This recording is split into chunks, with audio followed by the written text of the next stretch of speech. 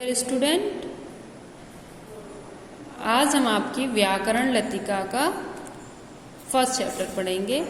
इसमें आपके टोटल आ जाएंगे 22 चैप्टर्स। तो हम आज आपका फर्स्ट चैप्टर पढ़ेंगे, भाषा, लिपि और व्याकरण, लैंग्वेज, स्क्रिप्ट एंड ग्रामर। ठीक है बच्चों, तो आपको पता है, इससे पहले आपने पढ़ा है कि भाषा किसे कहते हैं।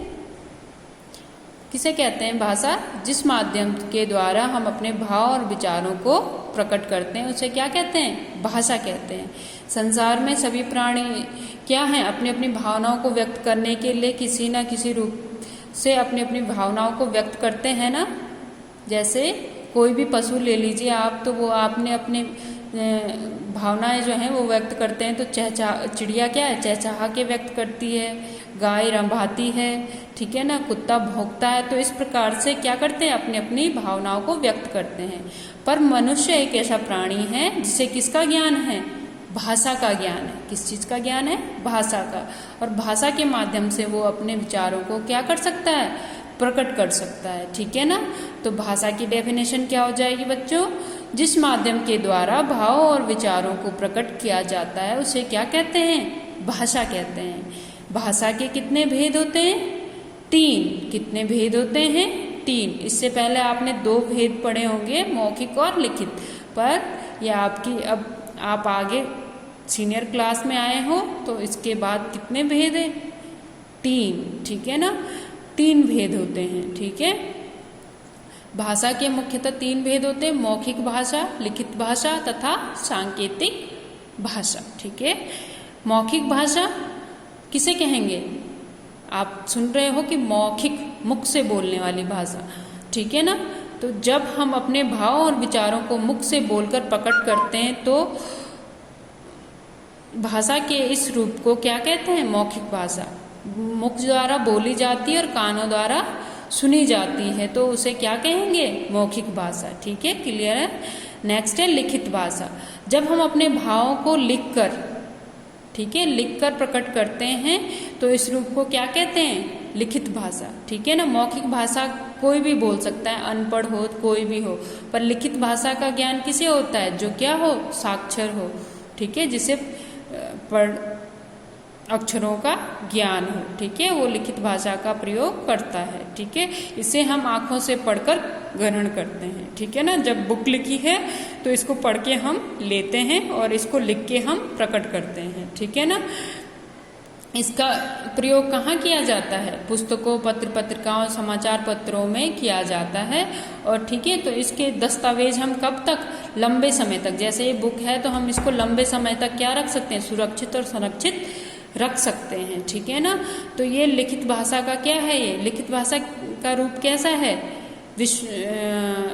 लिखित भाषा में कही गई बात प्रामाणिक, विश्वसनीय और स्थायी होती है। ठीक है, इसीलिए लिखित भाषा को क्या भी कहते हैं? स्थायी भाषा भी कहते हैं। और मौखिक भाषा को अस्थायी भाषा कहते हैं, क्योंकि इसको हम ज़्यादा देर तक संरक्षित रख सकते हैं, इसीलिए ये क्या है? स्थायी भाषा है। ठीक है, सांकेतिक भाषा 3rd नंबर पे है। सांकेतिक, सांकेतिक मतलब आप समझ रहे हैं, संकेत। क्या होता है? संकेत देना, इशारा करना। ठीक है, तो जब हम अपने भाव और विचारों को इशारों द्वारा प्रकट करते हैं, जो गूंगे लोग होते हैं ना, तो वो कैसे अपना भाव प्रकट करते हैं? इशारों द्वारा अपना भाव प्रकट करते हैं, तो उसे क्या कहते हैं? सांकेतिक भाषा। ठीक है, और जो बहरे लोग होते हैं उसके सामने भी हमें क्या करना पड़ता है? संकेतों में बातें करनी पड़ती है। ठीक है ना, तो जैसे आपने देखा है कि ट्रैफिक पुलिस होता है, ठीक है ना, यातायात का जो पुलिस हो, सिपाही होगा, वो क्या करेगा? वाहनों का संचालन किस प्रकार करता है? इशारों के द्वारा करता है ना। ठीक है, तो उसे क्या कहते हैं? सांकेतिक भाषा। ठीक है ना, नेक्स्ट है भाषा और बोली। भाषा किसे कहते हैं? भाषा उसे कहते हैं जो एक बड़े भूभाग में बोली जाती है, जैसे बहुत सारे क्षेत्र में। ठीक है ना, उसे क्या कहते हैं? भाषा कहते हैं। और जो भाषा जो है कम क्षेत्रीय रूप में बोली जाती है उसे बोली कहते हैं। ठीक है, उसे क्या कहते हैं? बोली कहते हैं। भाषा के क्षेत्रीय रूप को क्या कहते हैं? बोली। ठीक है, जैसे हमारी क्या है? गढ़वाली है, कुमाऊनी है, हिमांचली है, ये सब क्या हो गई? बोली हो गई। इसे भाषा नहीं कहेंगे। ठीक है ना, क्योंकि इसकी लिपि नहीं होती है, इसे हम लिपिबद्ध ढंग से नहीं लिख सकते हैं, ठीक है, क्योंकि इसके लिए अभी तक कोई लिपि नहीं है, ठीक है।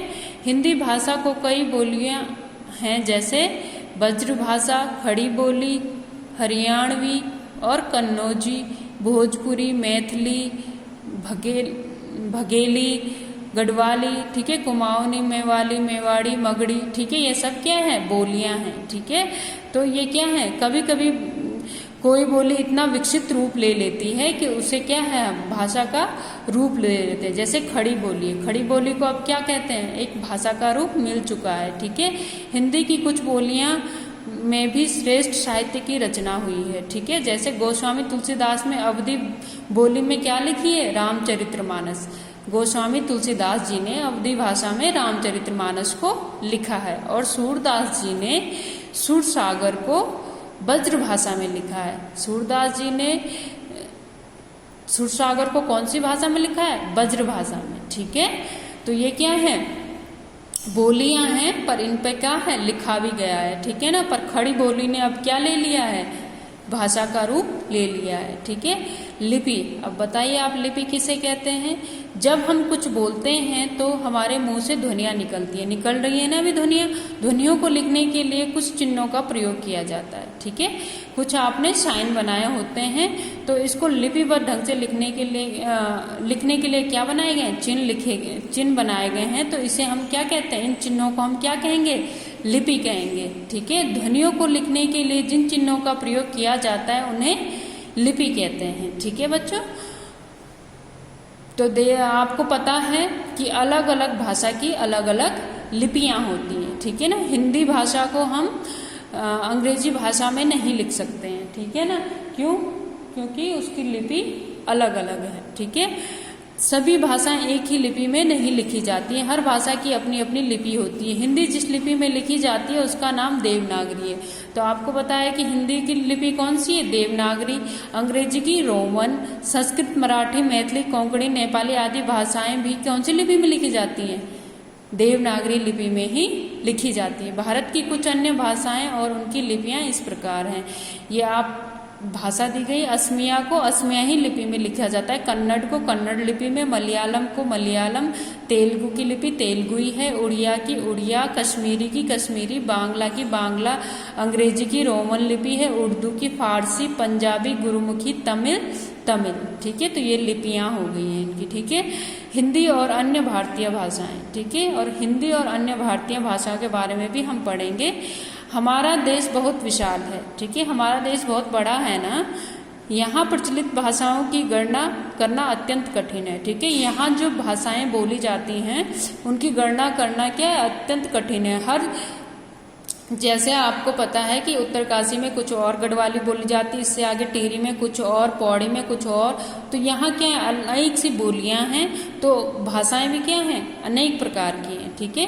भारतीय संविधान की 8वीं अनुसूची में, ठीक है, 8वीं अनुसूची में, संविधान के जो 8वीं अनुसूची है वहाँ कितनी भाषाओं को मान्यता दी गई है, 22 भाषाओं को। कितनी भाषाओं को मान्यता दी गई हमारे संविधान में, 22 भाषाओं। क्योंकि हमारे देश में तो बहुत सारी बोली जाती हैं, पर टोटल इसमें 22 भाषा को ही मान्यता दी गई है। ये जो दे रखी है नीचे, असमिया, उड़िया, उर्दू, कन्नड़, कश्मीरी, कोंकणी, गुजराती, डोंगरी, तमिल, तेलुगु, नेपाली, पंजाबी, बांग्ला, बोडो, मणिपुरी, मराठी, मलयालम, मैथिली, संथाली, संस्कृत, सिंधी और हिंदी। ये 22 भाषाओं को ही हमारे संविधान में मान्यता दी गई है। हमारे देश में हिंदी बोलने वालों की संख्या सबसे अधिक है, ठीक है। हमारे देश में सबसे ज़्यादा 70% क्या लोग बोलते हैं, हिंदी बोलते हैं। भारत के लगभग 70% लोग हिंदी बोलते हैं और समझते हैं, ठीक है ना। देश के सभी राज्यों में लोग हिंदी को समझते हैं, ठीक है ना। देश के सभी राज्यों में क्या है, लोग हिंदी को समझते हैं। हिंदी के व्यापक प्रसार के कारण ही इसे भारत की राष्ट्रभाषा कहा जाता है। राष्ट्रभाषा किसे कहेंगे, जो क्या है राष्ट्र में सबसे ज्यादा बोली जाती है, उसे क्या कहेंगे, राष्ट्रभाषा कहेंगे, ठीक है। और आपको पता है मातृभाषा किसे कहते हैं, जो घर परिवार में बोली जाती है उसे क्या कहेंगे, मातृभाषा। जैसे आपके घर में गढ़वाली बोली जाती है तो आप सबसे पहले बच्चा क्या सीखेगा, गढ़वाली सीखेगा, तो वो क्या हो गई, मातृभाषा हो गई। ठीक है, अगर किसी के यहाँ हिंदी बोली जाती है तो सबसे पहले हिंदी ही सीखेगा, तो वो क्या हो गई, उसकी मातृभाषा हो गई। ठीक है, और राष्ट्रभाषा जो देश में, भारत जैसे कोई भी देश है, कोई भी राष्ट्र है, वहाँ सबसे ज़्यादा जो बोली जाती है उसे राष्ट्रभाषा कहते हैं। तो भारत की राष्ट्रभाषा क्या है, हिंदी है, क्योंकि यहाँ के 70% लोग हिंदी बोलते हैं। हिंदी भारत की राजभाषा भी है। ठीक है, राजभाषा मतलब जो क्या है, सरकारी कामकाज में प्रयोग की जाती है। ठीक है, 14 सितंबर 1949 को हिंदी को भारतीय संघ की राजभाषा घोषित किया गया था। ठीक है ना, 14 सितंबर 1949 को क्या माना गया था, राजभाषा घोषित की गई थी हिंदी को। ठीक है ना, इसीलिए प्रत्येक वर्ष 14 सितंबर को हिंदी दिवस मनाया जाता है। क्या मनाया जाता है, हिंदी दिवस। ये क्वेश्चन भी आएगा आप लोगों के पास कि हिंदी दिवस कब मनाया जाता है, 14 सितंबर को मनाया जाता है। तो कब ये संविधान में पारित हुआ था ये कि राजभाषा होगी, 14 सितंबर 1949 को ये पारित हुआ था संविधान में कि हिंदी भाषा क्या होगा, राजभाषा घोषित किया गया था। ठीक है, अब आया आपको विदेशों में हिंदी। ठीक है, अब विदेशों में हिंदी का क्या महत्व है, ठीक है, ये आप पढ़ेंगे। केवल हमारे देश में ही नहीं वरन विदेशों में भी लोग हिंदी को पढ़ते और व्यवहार में लाते हैं। ठीक है, मॉरिशस, कनाडा, फिजी, सूरीनाम, गुयान और ट्रिनिडाड की लगभग आधी आबादी हिंदी समझती है। ठीक है ना, इन देशों में भी क्या है, आधे से आधी लोग क्या समझते हैं, हिंदी समझते और बोलते हैं। ठीक है ना, हमारे पड़ोसी देश जैसे पाकिस्तान, नेपाल, बांग्लादेश, श्रीलंका, अफगानिस्तान, खाड़ी के देशों में भी, यूरोप के देशों में भी हिंदी समझने और बोलने वाले लोग बड़ी संख्या में आसानी से मिल जाते हैं। ठीक है, जो हमारे पड़ोसी देश हैं वहाँ भी काफ़ी हिंदी बोली और समझी जाती है। ठीक है, विश्व की 100 से अधिक विश्वविद्यालयों में हिंदी का पठन पाठन किया जाता है। ठीक है, जो संसार है, पूरा विश्व है, यहाँ के 100 से अधिक, ठीक है, जितने भी विश्व है, विश्व में जितने भी विश्वविद्यालय हैं, ठीक है ना, वहाँ 100 से अधिक विश्वविद्यालयों में क्या पढ़ाई जाती है, हिंदी पढ़ाई जाती है। ठीक है, अब आया व्याकरण। अब आपको पता है व्याकरण किसे कहते हैं, जब हम किसी भाषा को व्यवहार में लाने के लिए कुछ नियमों को जानने की आवश्यकता पड़ती है। ठीक है, नियम होते हैं ना, भाषा के भी क्या है, नियम हैं।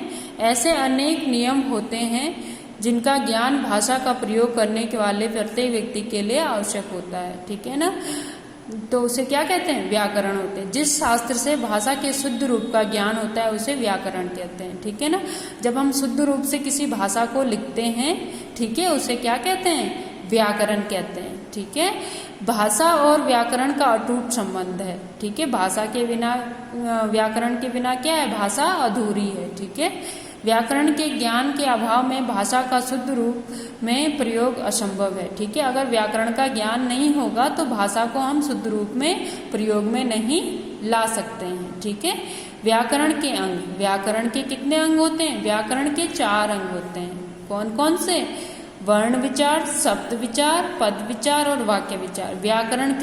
व्याकरण को समझने के लिए हमें इन सबको पहले समझना पड़ेगा। ठीक है, वर्ण विचार, इसके अंतर्गत वर्णों के आकार, उच्चारण और उनके मेल शब्द निर्माण का अध्ययन किया जाता है। आपको पता है भाषा की सबसे छोटी इकाई क्या है, वर्ण है। ठीक है, तो इसके अंतर्गत हम वर्णों का आकार हम कैसे बनाते हैं, वर्ण को अ कैसे लिखते हैं, आ कैसे लिखते हैं, उच्चारण कैसे करते हैं, मेल कैसे करते हैं, तो ये हम सब चीज वर्ण विचार में सीखेंगे। फिर उसके बाद है शब्द विचार। अब शब्द में हम शब्द कैसे बनाएंगे, ये सब हम इसके अंतर्गत सीखेंगे शब्द विचार में। ठीक है, कैसे हम इसकी शब्दों की व्युत्पत्ति मतलब उत्पन्न करते हैं, कैसे हम इसको बनाते हैं, विकास कैसे करना है, निर्माण कैसे करना है, आगमन क्या है, इसका अर्थ क्या है और अध्ययन किया जाए, इसका अध्ययन हम करते हैं। पद विचार में पद, पूरा वाक्य जब बन जाता है तो पद विचार के अंतर्गत शब्दों के रूप परिवर्तन, पद रचना, पद भेद और पदों के कार्य का अध्ययन किया जाता है। इसमें पूरे वाक्य में कौन सा पद कहाँ पर आएगा, ये सारा विचार करते हैं। वाक्य विचार, इसके अंतर्गत वाक्य रचना, वाक्य भेद, वाक्य विश्लेषण, वाक्य संश्लेषण, विराम चिन्हों के प्रयोग आदि का अध्ययन किया जाता है, ठीक है ना। हम यहाँ पे कौन सा विराम चिन्ह लगाएंगे, क्या वाक्य की रचना है, कौन सा वाक्य है प्रश्नवाचक है, नकारात्मक है, कौन सा इसमें वाक्य है, सारा हम किस में देखेंगे, वाक्य विचार में देखेंगे, ठीक है। इसके बाद है आपका, ये आपका व्याकरण के अंग हो गए। अब हमें ये दोहराना है, ठीक है। मेरे पीछे आप लोग भी ये दोहराएंगे। जिस माध्यम के द्वारा भावों और विचारों को प्रकट किया जाता है उसे भाषा कहते हैं। भाषा के 3 भेद होते हैं, मौखिक भाषा, लिखित भाषा, सांकेतिक भाषा। भाषा के क्षेत्रीय रूप को बोली कहते हैं।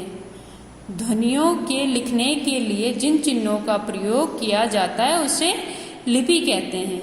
जिस शास्त्र से भाषा के शुद्ध रूप का ज्ञान होता है उसे व्याकरण कहते हैं। व्याकरण के 4 अंग होते हैं, वर्ण विचार, शब्द विचार, पद विचार और वाक्य विचार, ठीक है बच्चों। यह आपका चैप्टर फिनिश हो चुका है। अब हम इसके क्वेश्चन आंसर करेंगे। भाषा किसे कहते हैं, तो फर्स्ट क्वेश्चन का आंसर आपका यहीं पे है जो हमने दोहराया था। जिस माध्यम के द्वारा भाव और विचारों को प्रकट किया जाता है उसे भाषा कहते हैं। भाषा के 3 भेदों को स्पष्ट कीजिए। तो स्पष्ट करने के लिए आपको पूछा गया है, तो आप लोग यहाँ से लेकर यहाँ तक आप तीनों भाषाओं को लिखेंगे। सेकंड क्वेश्चन का आंसर आपका ये हो जाएगा। थर्ड है, लिपि और बोली से आप क्या समझते हैं, तो लिपि और बोली से आप क्या समझते हैं, लिपि किसे कहते हैं, ये रहा, ठीक है ना। यहाँ से लिखेंगे, यहाँ से और यहाँ तक लिपि लिखेंगे, और बोली आप यहाँ से और यहाँ तक लिखेंगे, ठीक है। नेक्स्ट है, व्याकरण के अंगों के नाम लिखिए। तो व्याकरण के 4 अंग होते हैं, वर्ण विचार, शब्द विचार और वाक्य विचार, ठीक है। इसमें सिर्फ नाम पूछा गया है तो आप सिर्फ नाम ही लिखेंगे, ठीक है। अब नेक्स्ट क्वेश्चन आया आपका, सही उत्तर के सामने सही का निशान लगाएं। संस्कृत किस लिपि में लिखी जाती है, तो आपको पता है देवनागरी। कौन सी लिपि में लिखी जाती है, देवनागरी लिपि में लिखी जाती है, ठीक है। भाषा के किस रूप में किसी दस्तावेज या सामग्री को लंबे समय तक सुरक्षित और संरक्षित रखा जाता है, तो किस रूप में रख सकते हैं हम, मौखिक में नहीं रख सकते, सांकेतिक में नहीं रख सकते, लिखित में हम क्या कर सकते हैं, भाषा को सुरक्षित रख सकते हैं, ठीक है। भारतीय संविधान में कितनी भाषाओं को मान्यता प्रदान की गई है, अभी मैंने आपको बताया था 22 भाषाओं को, ठीक है। गोस्वामी तुलसीदास ने रामचरितमानस की रचना किस बोली में की है, अभी मैंने आपको बताया था, तो बताओ किसमें की है, अवधी बोली में। और सूरदास जी ने सूरसागर ब्रज भाषा में लिखा है, ठीक है। नेक्स्ट है, गोस्वामी तुलसीदास ने अवधी भाषा में रामचरितमानस को लिखा है। समझ आ गया बच्चों। नेक्स्ट है आपका कि सही का चिन्ह, सही शब्द चुनकर लिखें, रिक्त स्थान की पूर्ति, ठीक है। पुस्तकों, पत्र पत्रिकाओं, समाचार पत्रों आदि का प्रकाशन भाषा में ही होता है। कौन सी भाषा में होता है, तो लिखित भाषा में। कौन सी भाषा में होता है, लिखित भाषा में। भक्त कवि सूरदास ने श्री कृष्ण संबंधी पदों की रचना में की है, कौन सी भाषा, ब्रज भाषा या अवधी भाषा, अभी बताया था ब्रज भाषा में, ठीक है। डैश केवल कुछ विशिष्ट भावों और विचारों को ही संप्रेषित करने में सक्षम है, संकेत, ठीक है। कुछ विशिष्ट भावों को ही प्रकट कर सकता है, क्या, संकेत, ठीक है ना। शब्द तो हर चीज को प्रकट कर सकता है, ठीक है। ध्वनियों को लिखने के लिए जिन चिन्हों का प्रयोग किया जाता है उसे क्या कहते हैं, लिपि, ठीक है।